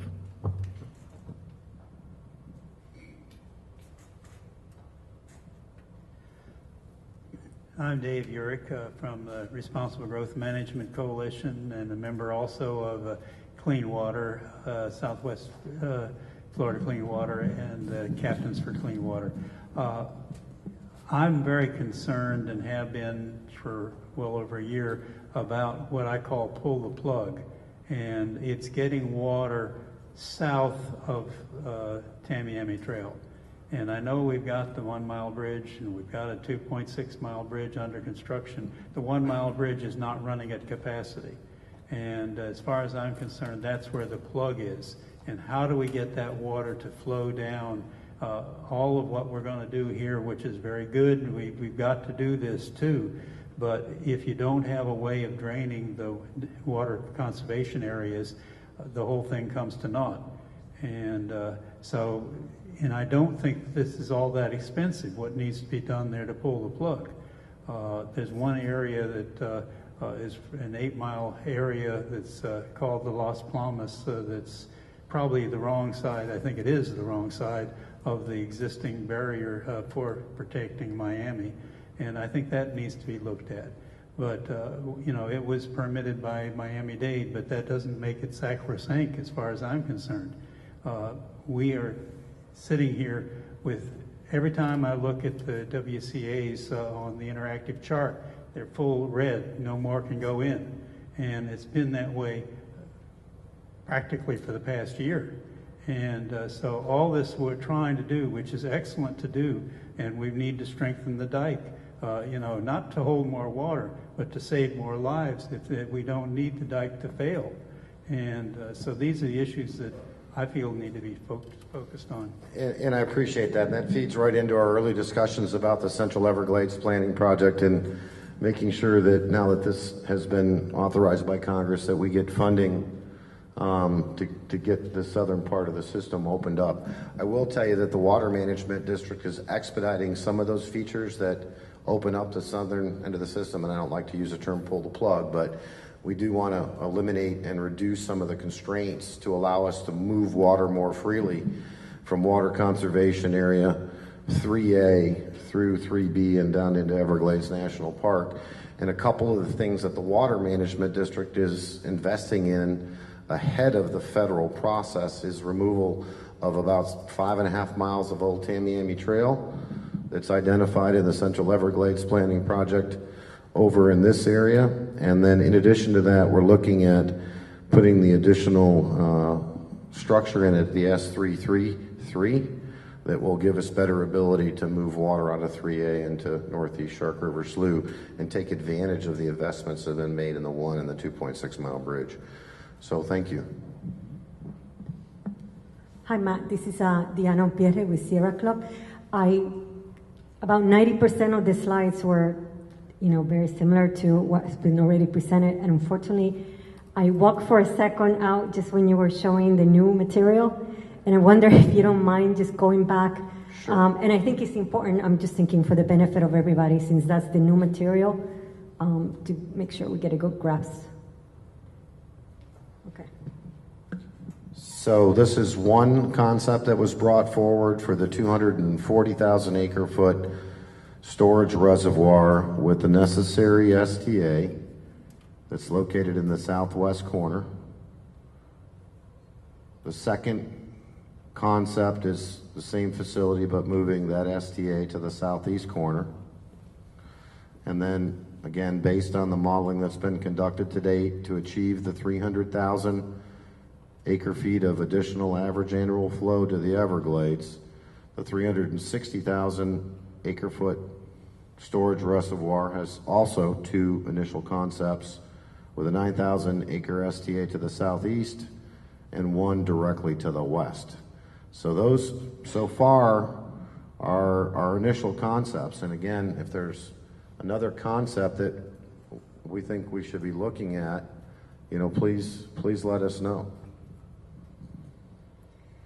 Good evening, Matt. Hey. Rayanne Wessel, Sanibel Captiva Conservation Foundation.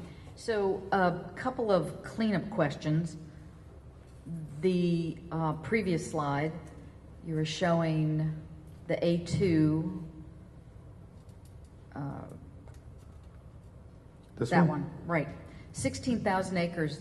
Am I assuming that includes the A2 expansion area? It does. Now, if you look at... I thought A2 was about 16,000 acres without the expansion area? Okay, so that's a really good question, and that was a good catch. Let me just explain the difference. When we model these things, we have to use what's called the effective area. So there might be another 5,000 acres of land out there, but a lot of that is infrastructure for the embankments and the access and the maintenance and everything that goes with them. So typically, just kind of general rule of thumb is that if you build a reservoir or an STA, about 10% of the land is required for the infrastructure to maintain and operate the facility, and that's where you see the difference. We need to make sure that when Walter runs his models, that he's modeling the effective area for storage and the effective area for treatment, otherwise we're skewing our results. And that's what this is. This is marrying up with the modeling that's being done, so our results will be accurate. Makes sense, thanks. Mm-hmm. And did I hear you say that to Dawn's question, that the lake depth, the water depth, is 24 feet? On the 240,000 acre foot concept, if you look at a 10,000 acre effective storage area and you hold 240,000 acres on that, it's 24 feet deep level pool. And where would the water come in from the Miami Canal and the North New River Canal? Because the way you're showing the alternatives for placement of STAs,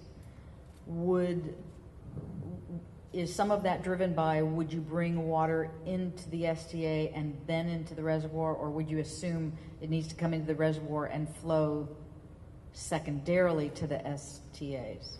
Well, I think it would, logistically, from a modeling perspective, we would want to try to maximize the performance. I think it would ultimately come into a reservoir, and then it would have an opportunity to either go into the A1 FEB or our STAs and use them all together at the same time. Depending on the amount of water, you might run through one and then into another. So I think it really varies on how you would optimize the operations of those facilities, but where we really, and I don't know the answer to that today, but we got to get beyond these concepts and get these locations nailed down, and then tell Walter to go over and run the modeling to see how best to achieve the processing of water to reduce the discharges and move more water south to try and meet that 300,000 acre foot average annual target. So the design that had the 9,000 acre STA on the side of the Miami Canal. Let's go back to that one.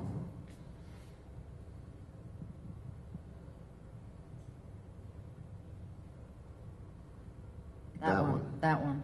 Are you assuming that you're shooting it up out of the canal and into the reservoir over the STA and then flowing it back? I think the general assumption would be that there would be an intake canal that would probably move along the north side to bring the water from the Miami Canal into the reservoir. I like the shooting idea better, but okay. You like the shooting better? If we and then here you'd have, an intake canal that would bring water. Obviously, and you've got pump stations that you have to lift that water from the canal into storage, and then from storage you would gravity feed it out into the STAs. And then I think my last question is, on these, what % of the water for the reservoirs is coming from the lake versus the surrounding landscape? What percentage? Well, I have to date back to the Central Everglades planning project. I think it was a little over 800,000 acre feet on an average annual basis that comes from the system just under direct rainfall. And then we're adding another 300,000 acre feet to that on an average annual basis. So the Everglades system gets flow of water today. All we're doing is building upon that and trying to meet the SERP goal. I guess what I'm because the EAA drains into these canals, how do we prioritize that water from the lake is getting into these reservoirs as opposed to EAA water, so that we're effectively lowering affecting the lake system levels? is going to work together. I mean, we're not going to not provide the existing level of service for flood control as a result of this project. So we still have to be able to maintain that. The water that is running off from EAA during rainfall events, we want to continue to send that water south like we do today.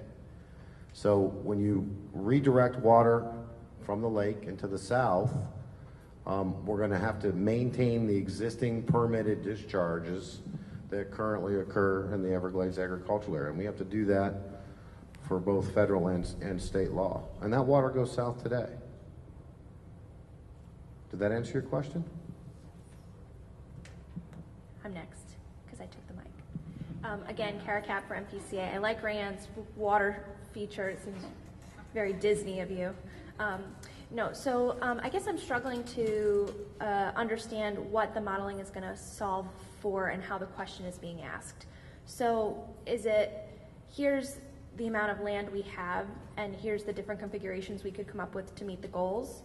Or are we saying these are the goals we need to hit as set out by the legislature and solve for how much space we need to get there? Well, I think the way the law is written, it's pretty straightforward when it says look at 240,000 acre feet of storage on A1 and A2 and the A2 expansion lands, and look at 360 on A1, A2, and the A2 expansion land. So that's kind of where we are today. It talks about, willing sellers, if there are willing sellers. It points to the lands that are to the west here of A2.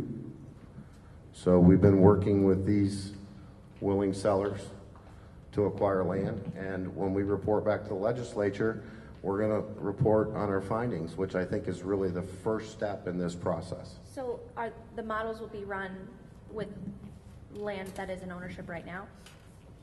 I'm gonna try to help with that one too, because I think that the answer to your question is we're telling you we're trying to meet the SERP goal. And the law tells us to take it in 2 steps. The law tells us to say, we're going to try to meet 300, and we're going to try this first step with the lands. We have to maximize the lands that we own and with willing sellers. And we have to get to that point to know what the answer is with these concepts, as long as everybody gives our input that that's what's going to turn into the alternatives. So I think that you're asking the question about, are you optimizing for knowing how much land you need? And we're telling you that we're optimizing to meet the SERP goal. Okay. And maximizing and meeting the law and the guidance given to us by the law. Does that make sense? Because there's a nuance there, but I just wanted to make sure that was clear, that it's not that we're not, because you said it as it was an or, meeting the SERP goal as if that was an or, and I wanted to clarify that. We're telling you that we're trying to meet that with the project. And as we're evaluating what we have and following the state law, we're going to keep looking at those concepts and seeing how we can get there. Does that make sense? Okay.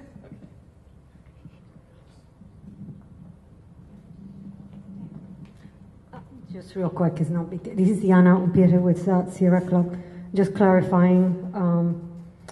So what the law says is at least 240,000 acre feet, or if you take the other one, is no less than 3,060,000. So I just want to, for the benefit of everybody, it's. Yep, and we have a 240 and a 360, so we've got it covered.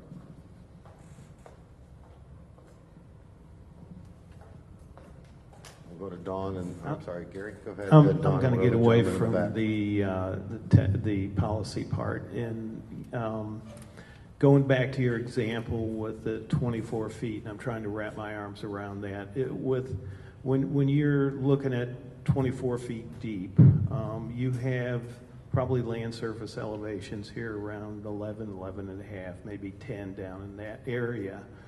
How much of that 24 feet do you think you're going to have to stack on top of the land surface elevation? In other words, how far below land surface elevations will you think you'll have to go in order to get to that 24 foot, because the water tables are so high in this area anyways?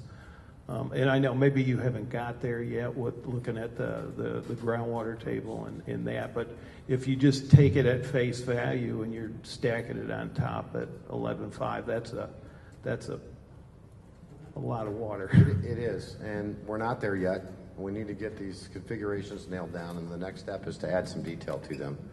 Add the necessary pumps, add the necessary seepage management features, look at the requirements of embankment height to hold that amount of water. So that's really the next step, and we'll have costs for that information. Okay, so stay tuned on that. We really want to nail down the different concepts today, and if we can get that information, it'll allow us to build these concepts into alternatives that we can model, and then flush out more details like the costs and the engineering behind them. So I have this unique habit of hanging out with both engineers and people that deal with appropriations. And so I know there's a big divide between what is possible and what is feasible.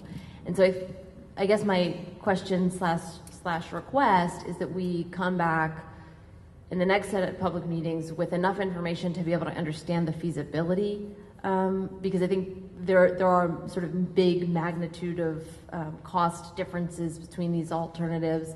I think we have to sort of be able to wrap our head around what some of those other trade-offs may look like, because I think what we're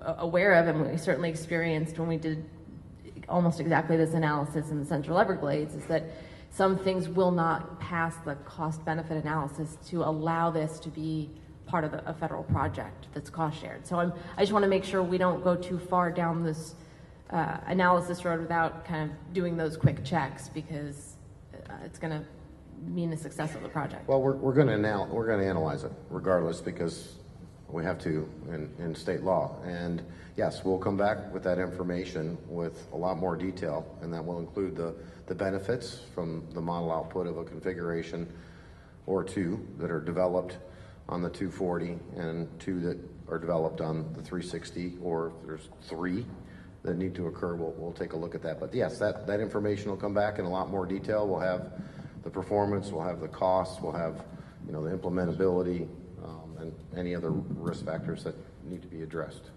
Okay?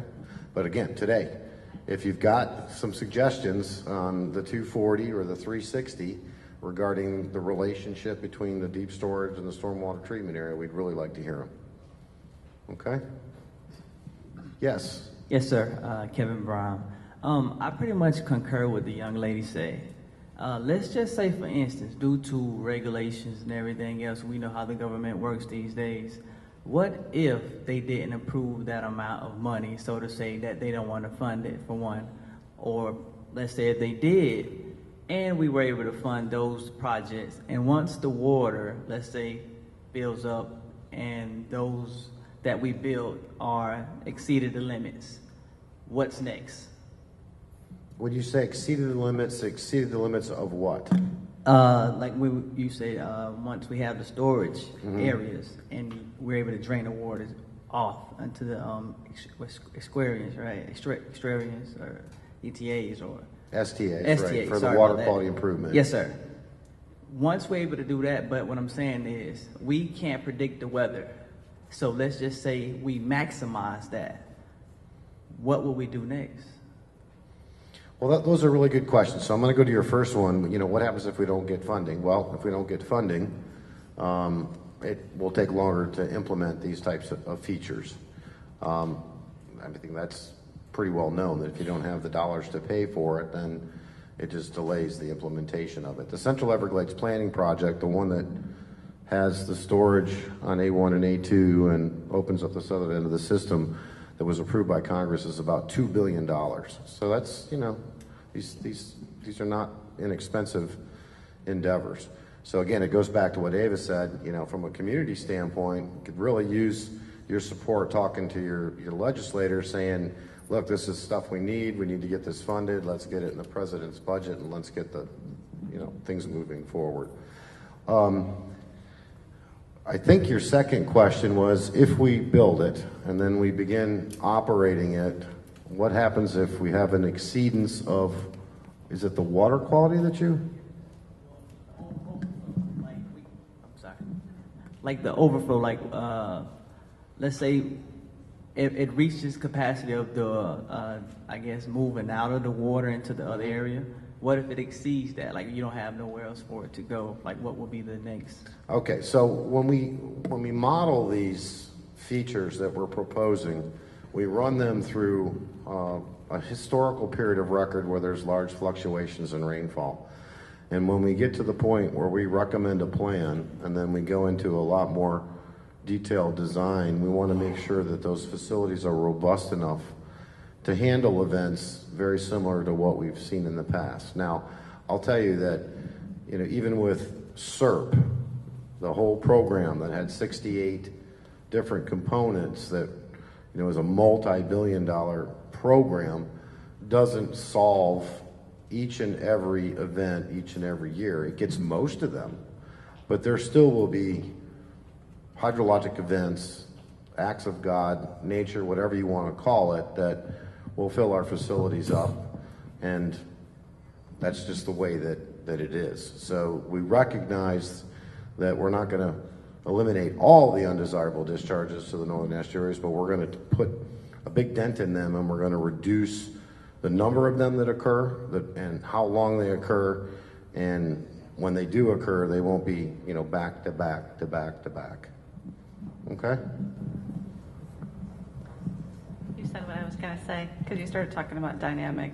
So, short, we can't store our way out of it. We can't do that. You have to talk about the dynamics of the system. So Jennifer did a really good job of explaining that about flow moving through the system, and Matt just covered that. So that what we would be building is helping reduce how long those events happen and how many of them. But when there's a year like 2017 where you have hurricanes and back-to-back storms and it keeps raining, it hasn't stopped raining, that's where we really need to lean on that dynamic system where we keep processing water. That's the key that I would want you to walk away with today, is that we can't store our way out of this. We have to do a lot to work with this, but we have to really work on the operations and the dynamics of the system in conjunction with that. Hi, I'm Tammy Jackson Moore with Guardians of the Glades. Just one quick question. With the successful completion of this project, will you still have to have water discharges to the east and the west? Yes. In years like this year? Yes. That's what needs to really be said. Right, and so I think it's really important, was what we were just talking about, and that we can do a lot to improve how many discharges we send out to the estuaries. We can do a lot to improve how much water we move back to the natural system. We can work with the human environment. We can make sure we protect communities. We can do all of that. But when we have a year like 2017, we're going to lean on that dynamic part of the system, but there's still likely going to be some discharges, although smaller than they are today, but that would still occur. Right. Ma'am, did you have a question here? I thought I saw your hand go up. Thank you, Marissa Carozzo with the Conservancy of Southwest Florida. In looking at these two options, the 23,000 acre feet reservoir, 9,000 STA, the 10,000 acre foot reservoir, 6,000 acre foot STA. In the modeling process that you've gone through with this, as well as prior ones for SEP and restoration strategies, have you identified a specific ratio of reservoir to STA that is optimal as you've gone through these processes, and can you share that? Well, I think if you go back and you look at the graph that's over here on the left-hand side in that line, if we're going to deliver the SERP goal, which is 300,000 acre feet, you need that amount of STA if you're going to store that amount of water. So that is kind of your sweet spot, for lack of better words, on optimizing your storage and treatment ratio or relationship. And again, that's based on the 300,000 acre feet of storage. Now, if we wanted to send less water, you could pick another number on the y-axis to the left and then draw a line across, intersect the line, and then come down. And then again, that would be the ratio of storage and treatment acre footprint to meet that flow to the glades. And And I just wanted to clarify, you guys, kind of from the modeling perspective, the rule of thumb is a little difficult, and I just want to mention it's because the configurations change. So, if we go back to restoration strategies, we essentially have, let me go here. So we have only the A1 FEB and the STAs. So when we have that configuration, there's an optimal for that configuration where we move water through the FEB and into the STAs. When we go into a configuration like this, where we have a reservoir and an FEB and an STA, we're mixing water from different sources. We're getting benefit from the treatment in the FEB, but we're also getting benefit from the timing improvement in the reservoir. And so, again, there's a different optimal for this. And when we go to the 360, where we're looking at a deeper storage reservoir, again, it's a different optimal because we have a different facility in the mix. And so the rule of thumb is a really difficult thing to nail down, but all of the DMSTA results that we ran for these graphs are available on the same FTP site, and you can see the range that we use for both hydraulic and phosphorus loading, and you can kind of see what turns out to be optimal for each individual configuration. But it's not a simple soundbite, unfortunately, because the system is changing. So. Thank you for clarifying that. Just a quick follow-up question. And then, so for the phosphorus loading that you're modeling for, are you basing that on, existing inflows that you're have been monitoring right now, or how have you been getting the output for, assuming meeting water quality standards at the end? Yeah, so it's the same exact assumptions that were used in restoration strategies and Central Everglades. We're using them here. So it's basically a long-term average that's a 10-year average, I believe, in restoration strategies of the different basins source phosphorus. So it's different for the Miami Canal, Northern River, the different water control districts. And then also the lake, you have different discharge points from the lake that have different phosphorus associated with them. And so all of that information is the same as what was done for the previous planning studies. Thank you. Yeah. Ken Jarris once again. And I want to say thank you all. I think your crew has done a very good job with this and presenting it. There's a special challenge that I see that you faced with your modeling. And I think that was just mentioned here a little bit about the water quality that ends up flowing through the Everglades. Is that, you know, if a person opens up a business in town and it's a restaurant, they have to put a grease trap in prior to it going into the sewer system.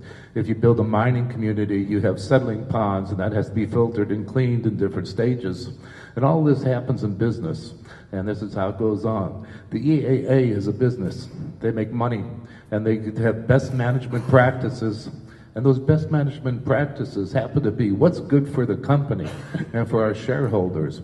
So they're going to go ahead and farm right up to the edge of the land, and A1 and A2. And then the excess water then is left for us to mess with at different levels of phosphorus, etc. And so, we have to then create the STAs and allow time for it to go ahead and process and clean itself. But what if the standard was changed? For instance, the water coming in, they have to create a grease trap, a settling pond, a way of cleaning the water to a certain level so that it's more dynamic. Our system that we have, that we own, our A1, A2, it would be a lot better to move the water through at a quicker pace when we are faced with a year such as right now in 2013. I'm just saying that, you guys have done a great job modeling it. It's difficult to do because you have no control over the water quality coming in. Whereas if it was in town, a grease trap, you know that what you're getting is this stage of clarity, settling ponds for a mining community or for a rice cracker facility. They have to clean it to a certain level, and it's left up to you. So modeling-wise, thank you. All right, and you're welcome on that. Just remember that the treatment that we're talking about here is for new water coming from the lake that's going to the natural system, okay? Coming from the lake. We're talking about the necessary treatment to treat an additional 300,000 acre feet on an average annual basis that is now being discharged to the Atlantic and to the Gulf of Mexico from the lake. And I do want to speak to your point about the EAA area. And I want to spend some more time with you because I think that it would help if I showed you all the work that we do today, all the work that the farmers in the EAA do today to implement those BMPs. They're not voluntary. There's regulation associated with that. And so there's a lot that's been going on in the last several decades in order to improve that.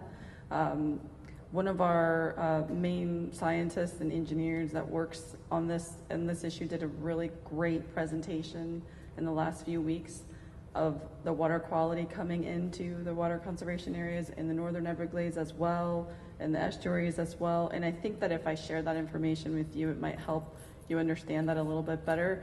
But the good news is that what you talked about is in place today. That grease trap that you talked about, that exists today in the EAA. So I think that's good. I just think we need to spend some more time together, and I can share that information with you.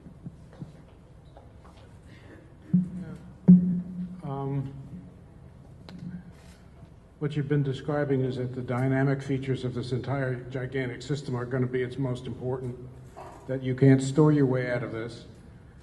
And so that the conveyance, I gather that between all the different 68 components, you're going to have conveyances and canals and pumps and be connecting them all over South Florida, and they're going to have to be efficient. You're going to have, at times when you want to move huge volumes, you can't have bottlenecks in any of those points. I mean, you've got a complicated little thing going. It's a complicated system, like we've discussed. It's very complicated. And SERP has a number of different infrastructural components: storage, treatment, pump stations, water control structures, operational changes, you name it. So it's a complex system, and the answer is yes. I mean, we manage water in South Florida, and that's based on the fact that there is no topography, very little topography. Things don't just flow by gravity.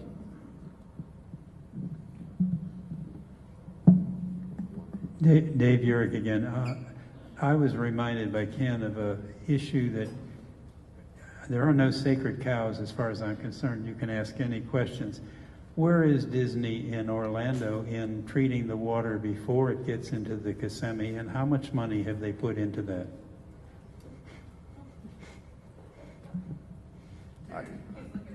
You can answer that one. Okay. So that, I feel like I'm going to give my card to everybody today and have some one-on-ones. So Disney, you mentioned Disney, right? That's what you brought up. That has the same level, anybody that has development in South Florida, especially, I can speak to the ones that are within the 16 counties that are under our jurisdiction, has to meet environmental resource permitting rules. In addition to that, there are total maximum daily loads, which are water quality targets that are administered by FDEP that we work with them on, as well as DACS, to try to meet those targets. So as an example, you're talking about the upper chain of lakes, right? And it comes, Disney upper chain of lakes comes down to Kissimmee River and ends in Lake Okeechobee. So number one, any development that happens today or has happened since Chapter 373 was adopted had to meet state water quality standards, and there's environmental resource permitting rules related to that. So that's the big picture answer to what are those folks up in Orlando doing. The same thing that everybody else is doing in the 16 counties or in Florida. They have to meet those rules. So the second part of that, also big picture, is that there are those water quality targets for phosphorus. In this case, for Lake Okeechobee, the estuaries may have some different things that they look at that also have a whole set of plans and projects that are being planned, may be implemented today to try to get to those water quality targets in Lake Okeechobee in this case, which is one of the receiving bodies of the areas north.